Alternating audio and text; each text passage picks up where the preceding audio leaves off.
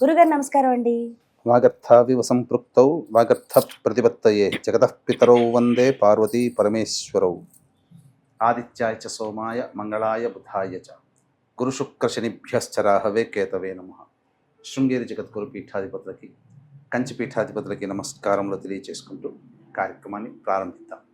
గురుగారు మార్చి 15 ఇంకా 2 రోజుల్లో సంవత్సరం మారుతుంది, 2-3 రోజుల్లో. కానీ ముందే ఏకాదశి ఉంది, చాలా విశేషం అని అన్నారు. మరి ఆ వివరాలు ఏంటి? అన్ని ఏకాదశిలాగానే ఈ ఏకాదశిని చూడాలా, లేకుంటే ప్రత్యేకమా? ఈ ఏకాదశికి చాలా ప్రత్యేకతమ్మ. మ్మ్హ్మ్.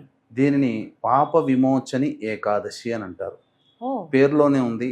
మానవుడు చేసినటువంటి రహస్యకృత, జ్ఞానకృత, అజ్ఞానకృతమైనటువంటి పాపములన్నిటినీ కూడా తొలగించుకునేటువంటి ఏకాదశి. చాలా విశేషం. పైగా ఇంకొక విశేషం ఏంటంటే, ఆ, మనకున్నటువంటి 24 ఏకాదశిలలో సంవత్సరం పొడుగుతా ఇదే ఆఖరి ఏకాదశి కదా, నిజమే. మళ్ళీ కొత్త సంవత్సరం ప్రారంభమవుతుంది, వెళ్ళిపోతున్నాం. మళ్ళీ కొత్త విధానంగా ఏకాదశులు ప్రారంభమవుతాయి. మ్మ్. అయితే ఈ సంబంధించినటువంటి ఏకాదశిలో మనకు ప్రధానంగా ఎవరి ద్వారా మనకి ఇవన్నీ ప్రకటితమయ్యాయి ఏకాదశిల విశిష్టత అంటే, శ్రీకృష్ణ యుధిష్ఠిర అంటే ధర్మరాజు మధ్య ఉన్నటువంటి సంవాదం.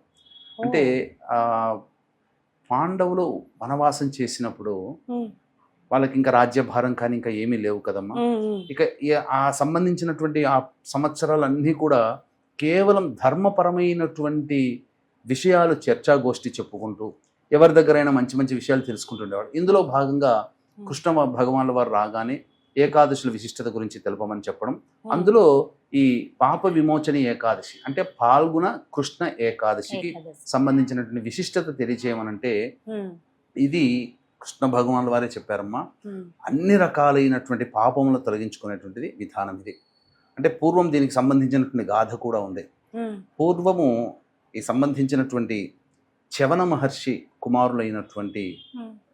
మహామునీశ్వరుడు మ్మ్. మాధవ అని చెప్పి, మాధవి అని అంటారు. మ్మ్.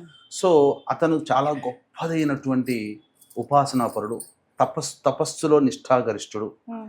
అతని తపస్సుని భంగం చేయాలని చెప్పి ఇంద్రాది దేవతలందరూ కూడా ప్రయత్నించారు. ఇంద్రుడికి ఉండే ఒక భయము, తన ఇంద్ర పదవికి ఏమన్నా ఇబ్బంది పెడతాడేమో. వాటిల్లుతుందేమో. అలాగా తన దగ్గర ఉన్నటువంటి అప్సరసలందరినీ పంపించగా అందులో మహా సౌందర్య రాశి అయినటువంటి మంజు ఘోష అనే అప్సరస కూడా ఉంది.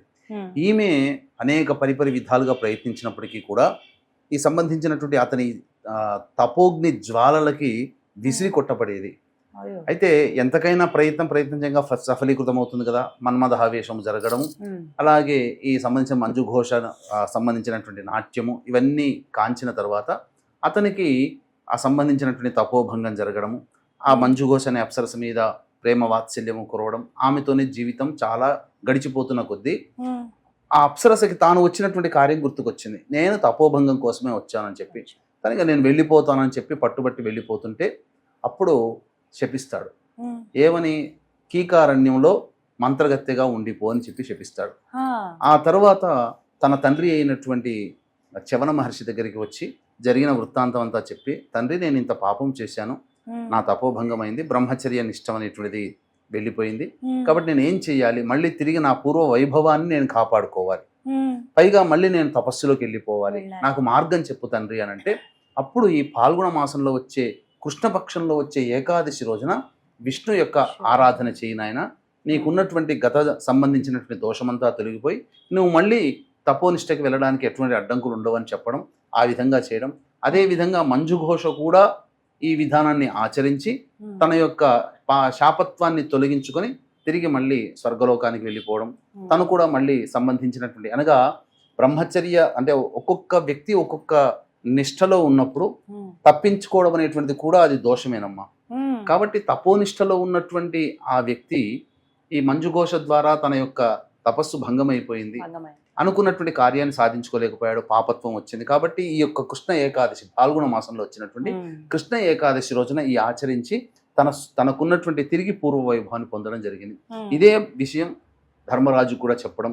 మ్మ్. కాబట్టి తెలిసో తెలియకో ఎన్ని జన్మలలో చేసిన పాపమో ఈ అడవుల బట్ట పట్టాము తల్లితో సహా అని చెప్పి అందరూ కూడా ఈ యొక్క వ్రతాన్ని ఆచరించి, అంటే ఈ 12 సంవత్సరాల వనవాసంలో కూడా వాళ్ళు చేసిందంతా కూడా పుణ్యం సంపాదించుకోవడం.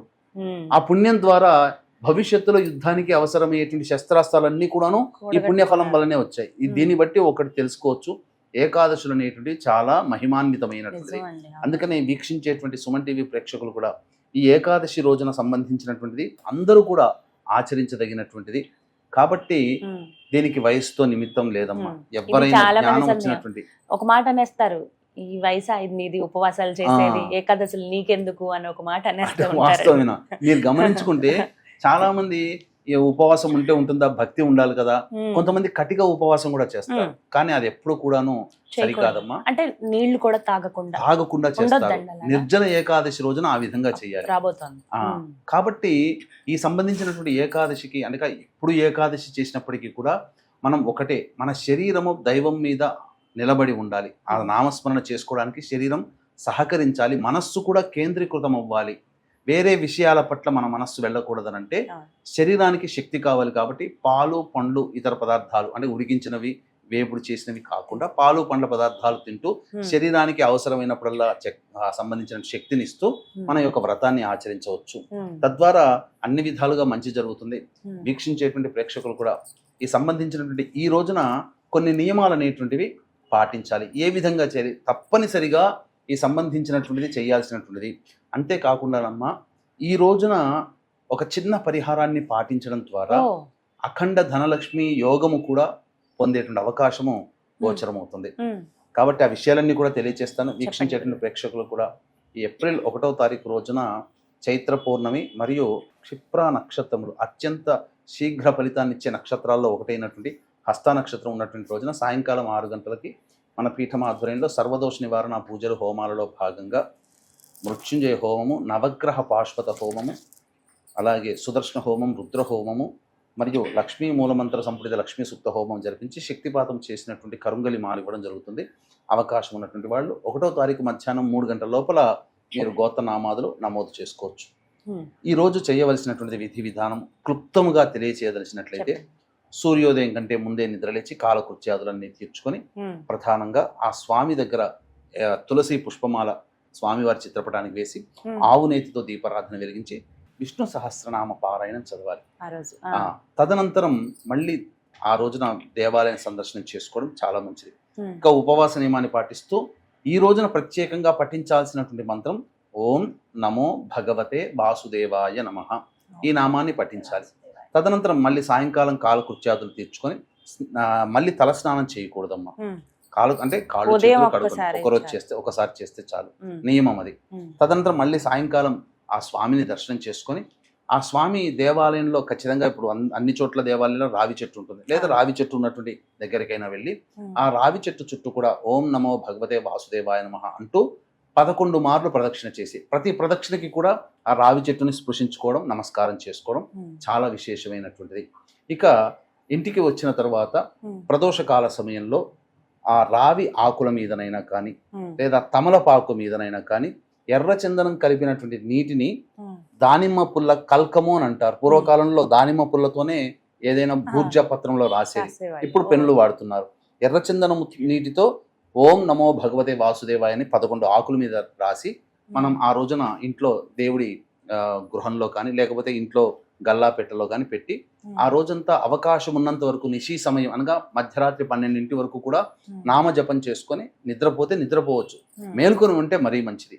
మళ్ళీ తెల్లవారు లేచిన తర్వాత కాలకృత్యాదులు తీర్చుకొని ఆ ఏకాదశి తిథి మనకు 15వ తారీఖు ఉదయం 9 గంటల చిల్లర వరకే ఉందమ్మా.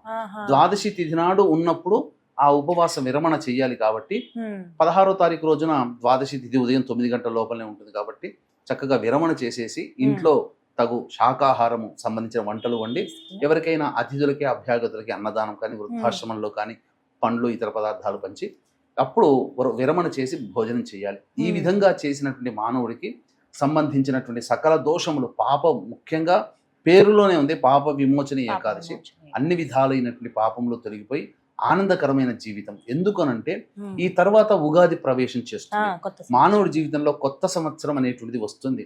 ఇక గత సంవత్సరంలో తెలిసి తెలియక ఎన్నో పాపాలు చేసిన వ్యక్తి ఆఖరిగా ఆ పాపాలు తొలగించుకునే ఏకైక మార్గం ఈ యొక్క పాప విమోచన ఏకాదశి రోజున మనం ఉపవాస నియమాన్ని పాటించడం, దేవతా నామాన్ని స్మరించడం. ఈ రోజున ఆదివారం కూడా అయ్యింది, సూర్య భగవానికి సంబంధించినటువంటిది.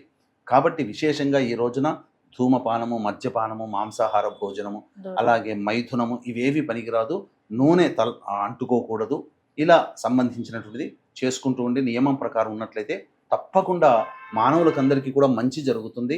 కొత్త సంవత్సరంలో వాళ్ళ కళలన్నీ కూడా సాకారం అవుతాయని చెప్పవచ్చు. సిద్ధంగా ఉండొచ్చు నూతన సంవత్సరంలోకి వెళ్ళడానికి. కానీ ఈ మీరు చెప్పినటువంటి ఈ కథ ఏదైతే ఉందో ఇప్పటివరకు వినలేదు గురువు గారు. చాలా కొత్త విషయాలు వెతికి మరి చెప్తూ మంచు ఉన్నారు. ఘోష అనే అప్సరస కూడా ఉంది. చక్కగా ఇది వింటూ ఈ వీడియో వింటూ తర్వాత వారి కార్యక్రమం చేసుకున్నా మంచిదే మనకు కదండి. ప్రతి ఏకాదశికి ఒక కథ ఉంది. ఉంటుందండి. ఆ ప్రతి చెప్తూ ఉంటారు ఏకాదశికి కదా. ఆ కథకి సంబంధించిన విధానంగా వృత్తాంతం ఉంటుంది. ఇది తెలుసుకొని మనం చేసినట్లయితే నిజం. ఇంకా మనం చాలా చక్కగా ఎక్కువ ఫలితం మంచి ఫలితం పొందొచ్చు. పొందుతామని చెప్పవచ్చు. చాలా చక్కగా వివరించారండి. ధన్యవాదాలు గురువు గారు. సర్వం శ్రీ ఉమామహేశ్వర పరబ్రహ్మార్పణమస్తు.